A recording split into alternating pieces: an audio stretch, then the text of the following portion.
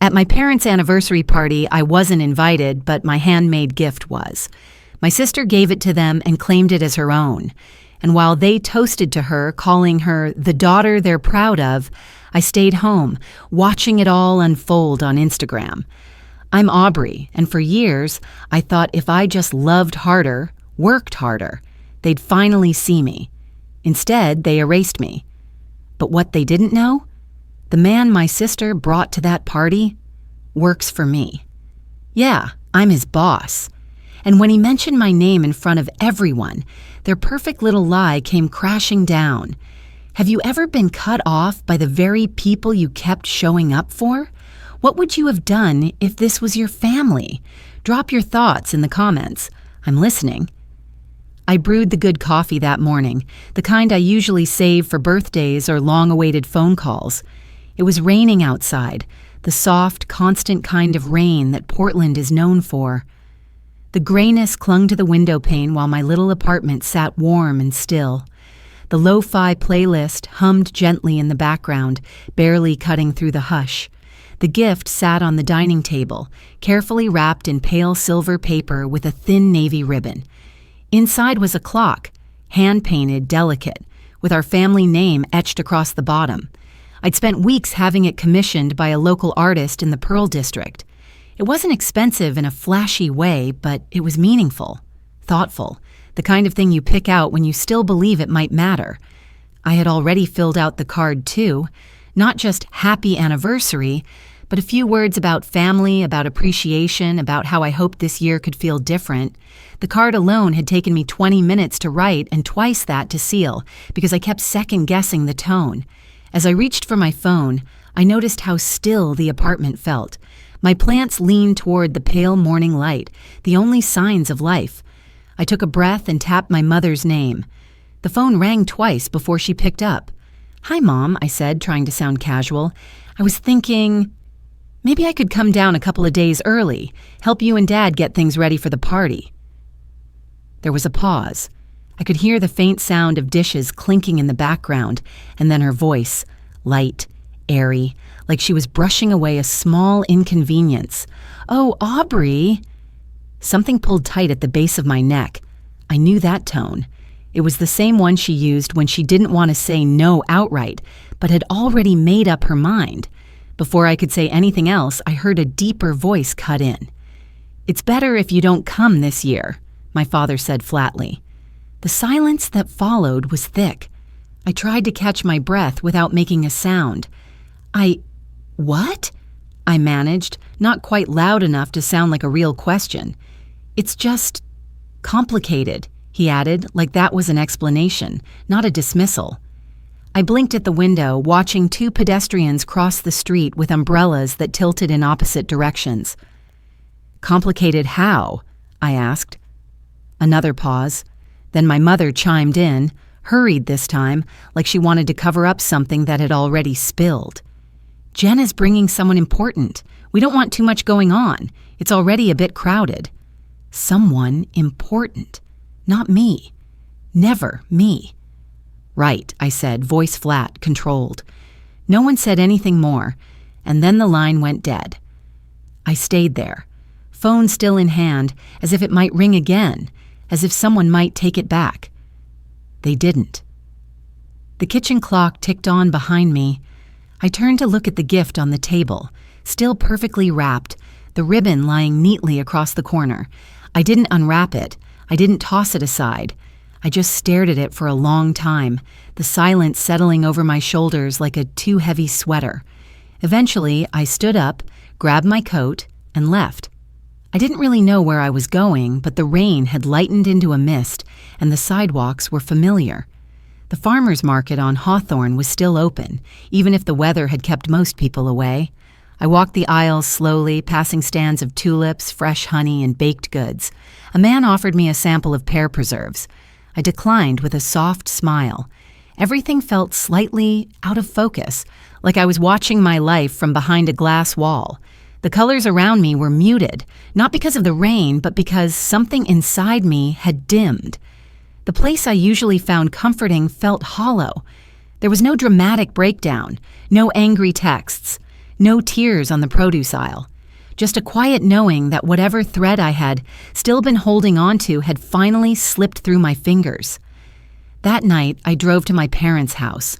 Not to confront them, not to force anything. I didn't even plan to ring the bell. The street was empty, and the porch light had just flicked on with the dusk. I stepped out of the car, gift in hand, walked up the steps, and gently placed it against the door. The card was still tucked beneath the ribbon. No note explaining it, no demand, just the gift as it was. I stood there for a moment longer, listening to the sound of wind moving through the branches, the faint hum of a neighbor's dryer spinning, the quiet peace of a decision already made. Then I turned, walked back to my car, and drove away. I never looked back. My coffee had gone cold by the time I realized I hadn't taken a single sip. It sat on the counter, half full, the same way it had an hour ago when I first poured it. The rain outside hadn't let up. It tapped steadily against the kitchen window like it was trying to get my attention, but my eyes were locked on the glow of my phone screen. Instagram was open. I hadn't meant to scroll. It was just habit, thumb-grazing glass, muscle memory leading the way while my mind wandered. But now, here I was stuck. Photo after photo, balloons, champagne flutes, fairy lights strung across the rented hall, tables covered in linens and catered dishes, familiar faces frozen in frames of joy, smiling, toasting.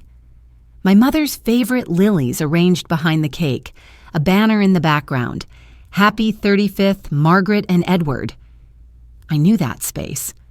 I had helped decorate that hall 3 years ago for Jenna's engagement party. I recognized every corner. The layout hadn't changed. Neither had the faces, just the stories being told. Swipe. A new photo loaded. Jenna, radiant in a champagne-colored dress, held the clock in her hands. My clock. The one I had picked out, commissioned, wrapped. The caption read, "So thoughtful of Jenna to custom order this beautiful keepsake. Such a perfect gift for Mom and Dad." I blinked once, then again. There it was, my handwriting on the card barely visible in the corner, folded beneath the ribbon. I felt a slow wave roll through my chest, not sharp, just steady, like water seeping through a crack in the foundation. The kind of pain that doesn't scream. It lingers. I swiped again. Couldn't ask for a better daughter. So proud of Jenna.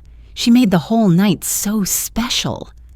The words stacked on top of each other, one line at a time, like bricks in a wall I hadn't realized they were building. Not just around me, but in place of me. Comments buzzed below each photo. Where was Aubrey? She never comes to these things, right? Probably too busy or traveling again. Some people just don't value family. I stared at the last one for a long time. Not because it was cruel. It wasn't, not exactly. But because it rewrote something I had lived. Something I had felt so deeply I could still taste it. They weren't asking. They were assuming. I opened the card drawer beside me and pulled out the envelope I hadn't been able to throw away. The one with the words I had written by hand. How proud I was of their years together. How much I hoped this year could be different. I hadn't signed it with just my name. I had added a line at the bottom, one I now regretted. Maybe this year you'll see me. They never read it. I was sure of that now. I set the envelope down next to the untouched mug and pushed both slightly away, like they burned to touch. My fingers hovered over the phone again. More notifications, more photos, more comments. One stood out, Aunt Claire. Never one for drama, but always precise. She had commented on a group shot. Looks like a beautiful night, but where's Aubrey? No one replied. I imagined the quiet shuffle on the other end. The subtle glance exchanged before someone changed the subject. That's how it always went. Truth was, this wasn't new. It just hadn't been this loud before. I stood up, the chair legs scraping softly against the floor, and walked toward the bookshelf in my bedroom. From the lowest shelf, I pulled out a thick blue fabric-covered album. The binding was worn, the edges fraying slightly. My name was etched in small gold letters on the corner. Aubrey D. It had been a graduation gift from Claire, back when people still gave photo albums instead of shared Google Drives. I sat on the edge of my bed and opened it. Pages turned easily. Childhood birthdays, school plays, Christmas mornings. Smiles that stretched across pages, all of us younger, simpler. Then I reached the more recent years. One by one, the gaps became more visible. Family holidays where I wasn't in the frame. Birthdays I had attended but not shown. Entire pages where Jenna stood at the center, my parents flanking her like coordinated bookends. I remembered those events. I remembered being there. I remembered holding the camera, and still no sign of me. I ran my hand across one empty space where a photo had clearly been removed. The adhesive marks were still there, the faint outline of a memory no longer welcome. They hadn't just excluded me, they had edited me out, and the world didn't notice, because I hadn't made noise. I had always shown up quietly, stayed politely, and left early. Somewhere along the way, silence became erasure. I closed the album gently, like it was something fragile, and returned it to its place beneath the bed. Not out of shame, out of understanding. That was their version of events, and the world had already liked and shared it. I didn't need to show up. My name did that for me. It started with a whisper. That's how most things in our family begin. Quietly, like a thought someone meant to keep to themselves, but didn't. From what I later pieced together, the party had been perfect, at least by their standards. White canopy lights strung like pearls across the rented hall, round tables dressed in ivory linen, a string quartet playing something too elegant for background music but too soft for anyone to really notice, shrimp cocktail, miniature crab cakes, filet medallions, catered, of course. Jenna wore a silk dress the color of champagne and stood near the cake table like a centerpiece no one dared move. Everyone showed up. Cousins, church friends, people my parents only ever referred to by last name and country club. They drank white wine, swapped praise, told stories so polished they didn't feel real anymore. And through all of it, I wasn't there. But I wasn't exactly gone either. I'd been told later that Aunt Claire was the first to ask. She stood beside the coffee urn, sipping from a porcelain cup and watching the crowd with that quiet attentiveness she was always known for. She'd been the one to ask Mom where I was. Not rudely, not even pointedly, just a simple question dropped into the flow of conversation like a pebble in a stream. My mother had smiled the way she always did when someone asked something inconvenient. "Oh, Aubrey's doing her own thing these days," she said. "Very independent, very busy." Claire raised an eyebrow, but let it go. The party carried on. Toasts began. My father cleared his throat with the same self-importance he'd always carried, tapped his glass, thanked everyone for coming. He said things about marriage and perseverance and legacy. Jenna stood beside him, arm-linked with her boyfriends, soaking in every approving glance. Then came Ethan. No one knew much about him, except that he had good teeth, a clean shave, and the kind of handshake that reassured parents. He looked the part, he played the part, and he meant no harm. He raised his glass with an easy charm. "Happy anniversary to Margaret and Edward," he began. "It's a privilege to be here. I've been hearing about your family since the day I met Jenna, and now I guess I'm part of it too." The crowd chuckled politely. "Also," he went on, "crazy small world. I just started at Pacific Terrich. The energy firm? My boss is actually one of the co-founders, Aubrey Dawson. Total powerhouse. One of the sharpest people I've ever worked with." A clink. Maybe a fork hitting a plate. Maybe someone's bracelet brushed the glass. But after that, stillness. You could feel it even through a screen, in the videos that later surfaced, shaky and abruptly cut short. The air in that room changed. Not loudly, not all at once, but like the temperature dropped by 5 degrees. Somewhere near the dessert table, someone whispered, "Wait! That Aubrey?" Someone else murmured, "Isn't that their daughter?" From what Claire told me later, the expressions were something to behold. My mother's smile froze, caught somewhere between forced grace and a wince. My father's jaw worked like he was chewing something bitter. Jenna let out a little laugh, too loud, too quick, and reached for Ethan's arm like she could pull the words back from the air. But it was done. No confrontation, no outburst, just a name. My name. Spoken plainly, truthfully, by someone who didn't know it wasn't supposed to be said. Ethan took another sip of champagne, completely unaware that he had just dropped a match in a room full of dry paper. Later, when Claire cornered Mom by the coat rack, she asked gently, "Isn't Aubrey your eldest?" "She's complicated," my mother replied, barely above a whisper. Claire, never one for drama, didn't push, but she didn't smile either. It's funny, really. For years, they worked so hard to paint me as difficult, distant, hard to reach, always too busy or too different or too much.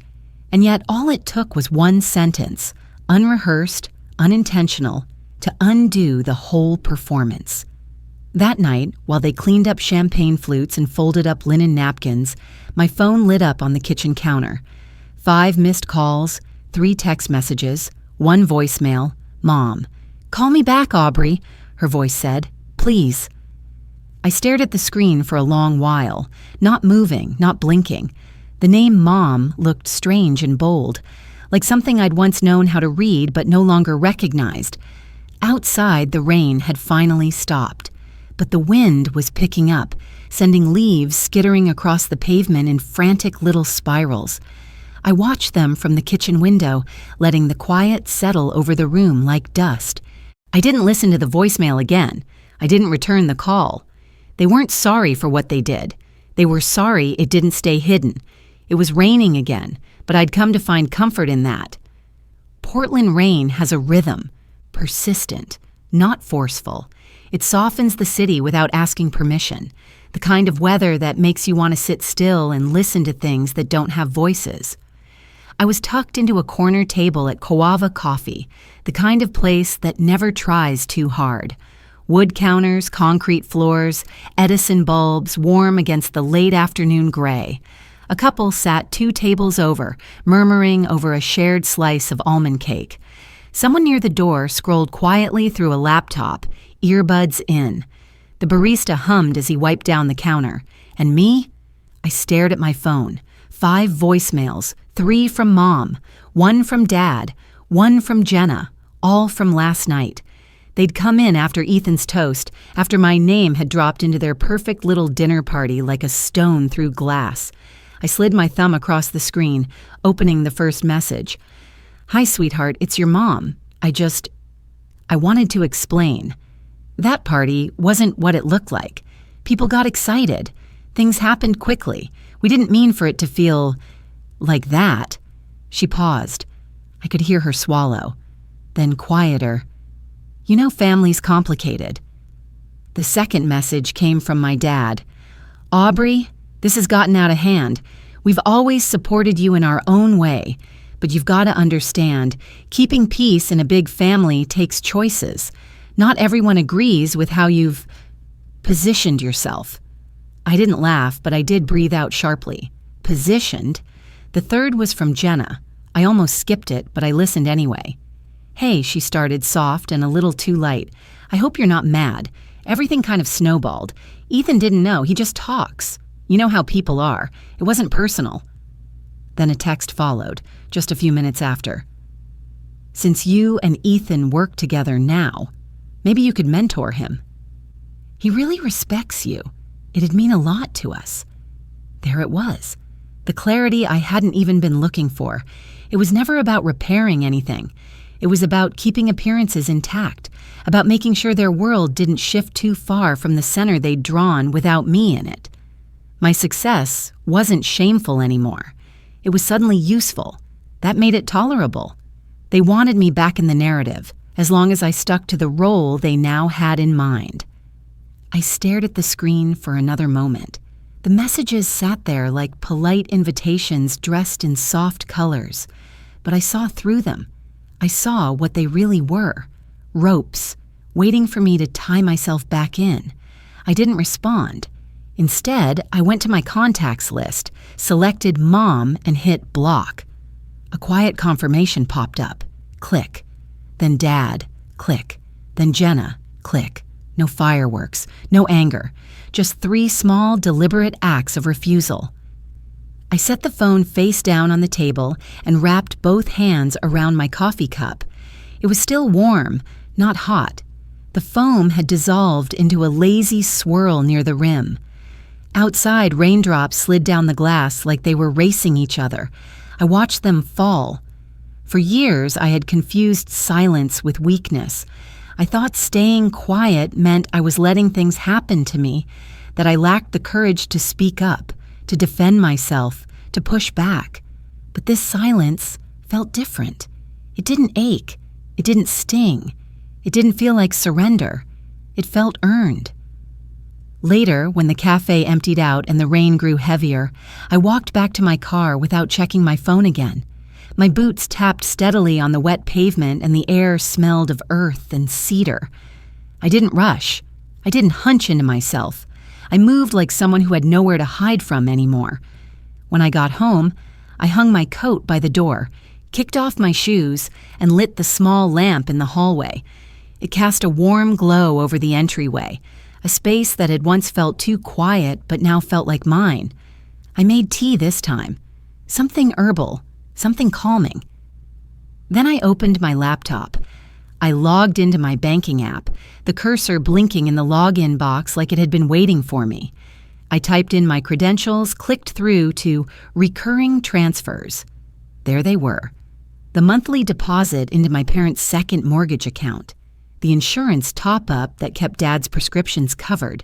The quiet auto deposit into Jenna's emergency fund that she never remembered thanking me for. My finger hovered for a second. Then I canceled the first, the second, the third. Each time, a simple confirmation popped up. Each time, I clicked yes. It wasn't vengeance. It wasn't spite. It was the act of releasing a weight I had carried for too long, a weight they hadn't even acknowledged. I closed the laptop gently and took a sip of tea. The quiet in my apartment wasn't hollow anymore. It had shape now, substance. I stood and walked to the window. The street outside was still slick, the glow of streetlights shimmering on the asphalt like ripples on a lake. Somewhere in the distance, a neighbor's wind chimes caught a breeze and clinked gently. I breathed in. I didn't owe anyone an explanation. I wasn't their daughter. I was their backup plan. That thought landed softly, not like a revelation, but more like a puzzle piece I hadn't realized was missing. And once it clicked, everything else, every missed thank you, every request wrapped in affection, every celebration I wasn't invited to, lined up in a neat, bitter row. It was almost 11 p.m. The Pacific Terrace building stood like a quiet lighthouse against the Portland skyline. Sleek, steel-framed, most of the offices dark, but mine was lit, as usual. The glow from my monitor reflected against the glass walls, painting my silhouette like a ghost behind the screen. The rest of the team had gone home hours ago. Even the janitorial staff had finished their rounds. I liked the hush, the absence of movement. It made decisions feel cleaner somehow. My cursor hovered over the first recurring transaction, $3,250. The monthly mortgage support I'd been transferring to my parents' second home in Bend for nearly 4 years. It had started after Dad's back surgery. Just until things stabilize, he'd said. But things never did. Or maybe they had, and no one thought to tell me. I clicked cancel. A pop-up asked, "Are you sure?" I was. Click. Next, private dental insurance top-up for Edward Dawson. He'd never thanked me for it, not once. Just forwarded the renewal every year like it was a company invoice. Cancel. Click. Finally, Jenna's emergency fund, a tidy $850 a month, labeled discreetly as medical reserve in her bank logs. That money had covered everything from a botched apartment deposit to concert tickets she just couldn't miss. Click, cancel, done. Each act felt like pulling thread through a deep, invisible wound. Not a rupture, just the final, steady stitch. Quiet, clean. I leaned back, the chair creaking beneath me, and stretched my arms over my head. The silence wrapped around me like a long exhale. For the first time in months, my name didn't feel heavy in my own mouth. Just then, a soft knock on the glass. I turned. Morgan, my finance assistant, peeked in. She looked hesitant, like she wasn't sure if this was an emergency or not. "Sorry, I know it's late," she said, "but you might want to see this." She stepped in and handed me her phone. The screen was open to Facebook, a distant cousin's post, one of those image macros overlaid with sweeping cursive. Some kids forget who helped them when they had nothing. A few likes, a heart reaction. 2 familiar names in the comments, Jenna and my mother. Scroll, another post, different cousin. Success doesn't erase selfishness. Some people climb high just to look down on the ones who built their ladder. No names, no direct call-outs. But they didn't need to. This was their way. Morgan shifted, unsure. "Do you want me to flag anything officially?" I shook my head. It's noise. That's all." She nodded and left, still looking like she wasn't convinced. I stared at the phone a moment longer before setting it face down on the desk. I didn't feel sad. I didn't even feel angry. They were losing control. That's what this was, and control doesn't let go quietly. I turned back to my laptop, meaning to finish the quarterly report, when a new email slid into my inbox with the subject line, "You should know this." No sender name, just a strange Gmail address I didn't recognize. I clicked it open. The body of the email was short, 2 lines of text, followed by a zip folder. "Not everyone believes in your leadership style. Thought you should see what's being said before it spreads further." I paused, then downloaded the file. It opened into a cluster of PDFs and screenshots. Anonymous complaint forms, allegations of favoritism, whispers that I had promoted people too quickly, that I was biased, that I was emotionally distant with staff, that my leadership wasn't collegial enough. At first glance, it almost looked legitimate, until I spotted the details. Names twisted just slightly, dates wrong by weeks. One memo, allegedly sent by me, referenced a project I had never touched. Another included a quote that sounded just enough like me to be dangerous, but off, like someone trying to mimic my voice and missing the rhythm. The most damning? A claim that I had fast-tracked a junior associate, Ethan Calloway, because of a personal relationship. I sat back in my chair. There it was, the next move. When the emotional hooks failed, when the narrative of neglected parents didn't land, when guilt didn't call me back into the fold, they went for my work. They had crossed into my world, and the timing was no coincidence. Ethan's toast, the party, the aftermath, the silence. I looked at the screen, then out the glass wall where the city lights shimmered through the drizzle. I could just make out my reflection in the window, calm, unmoving. I took a slow breath. "Of course," I said aloud. The words felt solid. They didn't shake. Because this time, I wasn't caught off guard. This time, I had nothing left to lose, and everything worth protecting. Some endings deserve no applause, only quiet. It was early spring when I finally let it go, not with ceremony or bitterness, just with the quiet understanding that some stories don't need a second act. Some ties don't require cutting because they've already unraveled. The air that morning was cool, tinged with the scent of wet grass and distant blossoms. Laurelhurst Park had begun to wake again. Patches of daffodils spilled bright across the edges of the trail. Ducks drifted lazily along the water's edge, leaving ripples behind them, unconcerned. I sat on a wooden bench near the lake, hands resting loosely in my lap. The breeze stirred the ends of my coat, brushing gently against my calves like a cat weaving through legs. Beside me sat the old card. Edges softened, corners bent. The one I had written years ago for my mother's birthday. The one I had tucked carefully next to a gift they never saw fit to open. I'd found it again while cleaning out my closet last week. hidden under a stack of scarves, sealed in its envelope, still hopeful. Dear Mom, I love you. I hope you know that no matter what happens, I'll always be proud to be your daughter. I just hope someday you'll feel the same. I hadn't opened it again since writing it, and now, sitting there under a sky soft with morning light, I didn't feel the need to. I didn't feel the ache anymore. That familiar longing, the desperate hunger to be understood, to be included, to be chosen, it had loosened its grip on me. Grief had finished what it came to do. A few feet away, a toddler laughed, tossing breadcrumbs to a squirrel.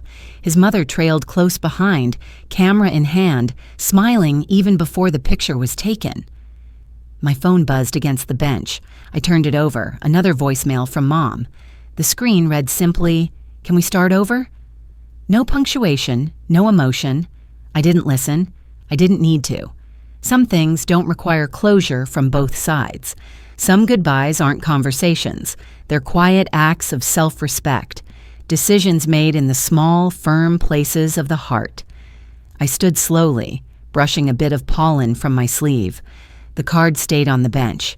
I didn't press it down. I didn't weigh it with a rock to keep it still. Let the breeze do what it would. Let it drift. Let it disappear. I took one last look at the lake, not back at the card, not at the phone still buzzing against the wood, just the water, the gentle hush of it, the shimmer of light playing on its surface. Then I walked away. No soundtrack, no audience, just footsteps on soft earth, moving forward. By the time I reached home, the sun had begun its slow dip behind the rooftops. My front door opened with the familiar click, and the warmth of my apartment greeted me like a worn sweater. Not perfect, but mine. I set my bag down by the table, kicked off my shoes, and stood still in the entryway, just breathing, not preparing, not bracing, not wondering what might come next. Breathing. And then, before I even realized it, I smiled.